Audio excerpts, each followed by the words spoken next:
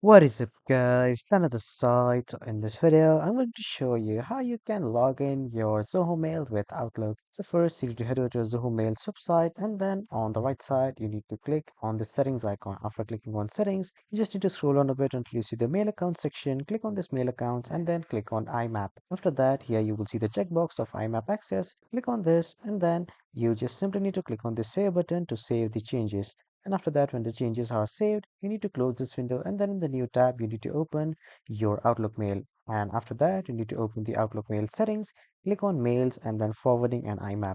After that, here, when you scroll down a bit until you see the forwarding section, you need to click on enable forwarding, and then you need to also enable the POP and IMAP. Also, when you turn three of these toggles on, here in the enter email address, you need to enter your Zoho mail address, and after entering your Zoho mail address, you just need to click on keep a copy of forwarded message and then click on save to connect your Outlook with your Zoho Mail. So that was all for this video, everyone. Thank you for watching.